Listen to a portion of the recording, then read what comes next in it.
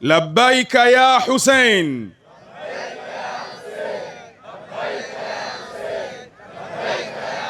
Asante. Bado, na kwa kuwa sisi ni watu wa wilaya, mikono ya watu wa wilaya ikitoka inatoka mikono ya watu mashujaa na washindi. Kwa hivyo naomba mkono utoke kiushindi ushindi. Labbaika ya Hussein.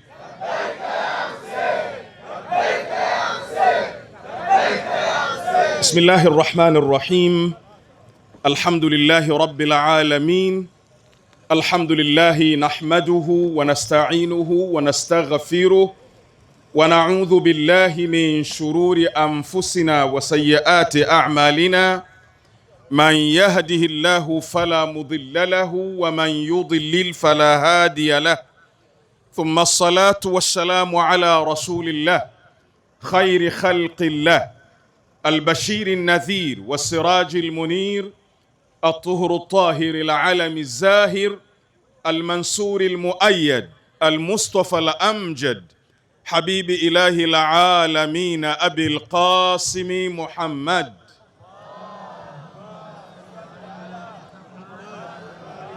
وعلى أهل بيته الطيبين الطاهرين وأصحابه المنتجبين. وبعد، أيها الأحبة، أحييكم بتحية الإسلام المباركة. السلام عليكم ورحمة الله وبركاته. يقول المولى سبحانه وتعالى في كتابه المجيد بعد أعوذ بالله من الشيطان الرجيم: من المؤمنين رجال صدقوا ما عاهدوا الله عليه فمنهم من قضى نحبه ومنهم من ينتظر وما بدلوا تبديلا. Sadaqa Allahu al-aliyyul azim.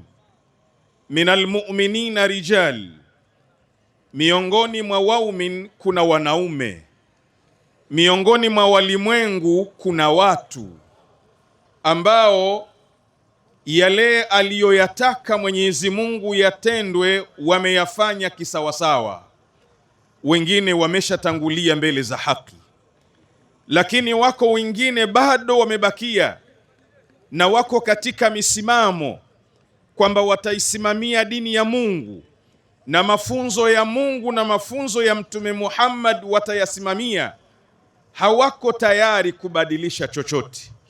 Ndugu zangu wapendwa, matembezi haya ya amani ya mwaka 1448 wa Hijiria, kikao hiki baada ya matembezi haya ya kumkumbuka mjukuu wa Mtume Muhammad na mtoto wa Mtume Muhammad na sahaba mkubwa wa Mtume Muhammad, kuna mengi ambayo ni muhimu ya kuyaenzi, kuna mengi ambayo ni muhimu ya kuyakumbuka. Lakini katika hayo makubwa ya kuyakumbuka na kumuenzi Abi Abdillahi al-Husayn na aliyotoka kwa ajili yake, moja lilikuwa ni jambo la utu, moja lilikuwa ni jambo la uwanadamu. Utu kipindi cha al-Imam al-Husayn ulikuwa umesambaratika, uwanadamu ulikuwa haupo, utu ulikuwa umekatika na kupotea moja kwa moja. Ndugu zangu wapendwa, matembezi haya ya al-Imam al-Husayn, moja ya jambo la kukumbukwa nalo na ambalo ni muhimu mno, leo dunia inalihitajia, wanadamu wanalihitajia na Watanzania wanalihitajia, ni jambo la utu na wanadamu. Abi Abdillahi al-Husayn aliwatamkia moja kwa moja akiwaambia ya kwamba yazidu rajulun fasiq sharibun lilkhamr qatilun linnafsi almuhtarama, ishara ya kwamba mauaji ya kimbari yalikuwa ni kitu cha kawaida kipindi cha al-Imam al-Husayn, ishara ya kwamba mauaji ya watoto yametokea na tumeyaona kipindi cha al-Imam al-Husayn. Nadhania leo dunia kwa yanayojiri ulimwenguni katika ardhi ya Gaza na katika ardhi ya Palestina na yaliyojiri katika nchi ya Irani ya kuuawa watoto wasiokuwa na hatia, nadhania hayo yote yanahitajia leo kunyanyua sauti kumwambia Aba Abdillahi al-Husayn kwamba mafunzo yako ya utu tutaendelea kuyatangaza duniani mpaka dunia ione mauaji ni kitu kibaya, ni hatari na ni jambo halifai. Labbaika ya Hussein.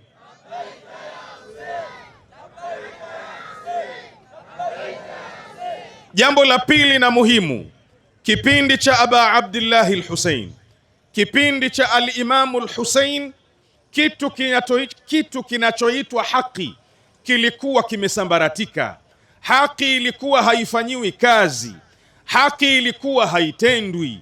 Watu wameiacha haki na wameikamata batili, na leo hii tunaiona dunia, pamoja na mauaji yote yanayofanyika duniani, pamoja na mauaji yanayofanyika ya kuwao watoto wadogo, pamoja na mauaji ya akina mama, pamoja na mauaji ya watoto wasiokuwa na hatia, pamoja na mauaji ya vikongwe, lakini tumeona vyombo ambavyo ndio vina haki ya kutetea haki, vyombo hivi vimenyamaza kimya. Hatuioni United Nation ikinyanyua mdomo kumlaani yule anayewaua watoto wadogo. Hatuoni Umoja wa Ulaya ukinyanyua mdomo ukitamka chochote kuhusiana na mauaji ya watoto yanayojiri duniani na mauaji ya watu wasiokuwa na hatia yoyote. Ya Aba Abdillahi al-Hussein, siku hii ya leo tumetoka kuiambia dunia kwamba batili inayoendelea, wanaonyamazia haki hawataki kusema. Sisi tutasema ya kwamba haki lazima isemwe, na ni wajibu wenu haki muitamke iweze kutawala duniani. Labbaika ya Hussein.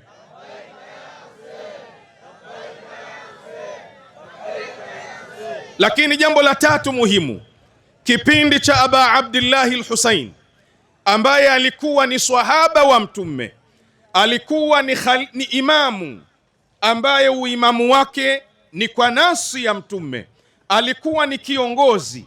Pamoja na hayo yote, Hussein huyu ameweza kuuawa, ishara ya kwamba kipindi cha Mtume umoja wa Waislamu ulikuwa umesambaratika, umoja wa watu imani moja ulikuwa haupo, na ndiyo maana ikafikia mahala swahaba akauawa, baba wa masharifu akauawa, kiongozi wa Waislamu akauawa. Lau kungekuwa na umoja wa Waislamu, Hussein asingeweza kuuawa katika ardhi ya Karbala.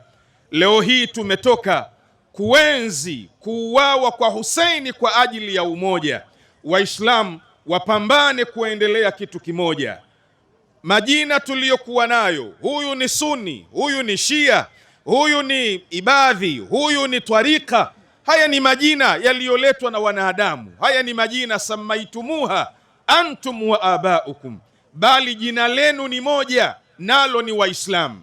Mashia, Masuni na madhehebu nyingine, nyinyi nyote mna mimbari moja, ni mimbari ya la ilaha illa Allah Muhammadur Rasulullah. Ya Hussein, siku hii ya leo tumetoka kuwaambia Watanzania, kuwaambia wana Dar es Salaam na kuwaambia walimwengu kwamba umoja ni jambo kubwa na muhimu kati ya Waislamu, na Hussein ameuawa kwa ajili ya mafunzo hayo, likiwemo na funzo la umoja. Ya Aba Abdillah, tunakuahidi jambo hilo sisi tutaendelea kulitangaza kwa nguvu kubwa, wajapolipinga vita na kulipiga vita maadui wa Uislamu. Labbaika ya Hussein.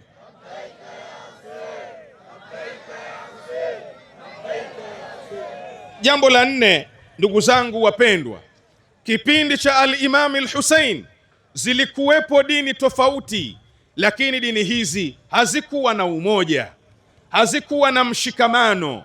Kila mmoja alikuwa na dini yake na hana habari na mwenzake. Ni kinyume na mafunzo ya Mtume Muhammad. Tumemuona Mtume sallallahu alayhi wa ale katika mji wa Makka na katika mji wa Madina, amekaa pamoja na watu wa dini zote, amekaa pamoja na Waislamu wenzake, amekaa pamoja na Wakristo, amekaa pamoja na Mayahudi, bali alikaa pamoja na watu wa dini tofauti na watu wanaoabudu masanamu. Husaini ibn Ali, moja ya misheni yake, moja ya risala yake muhimu ni umoja wa dini zote, ni umoja wa kitaifa. Na mimi ninaamini sisi katika nchi yetu hii ya Tanzania, kama kuna jambo muhimu na kuna jambo kubwa la kulienzi na la kulipigania, hakuna kama umoja wa dini zote tulizokuwa nazo hapa Tanzania. Hakuna kama umoja wa kitaifa kama wa Tanzania, kwa sababu Waislamu, Wakristo na dini nyinginezo zote hawana nchekani umoja huu kuurudisha, wala amani hii kuirudisha, wala utulivu huu kuurudisha. Labbaika ya Hussein,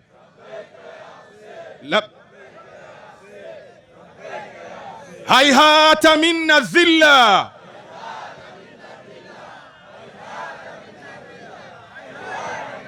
labbaika ya imam,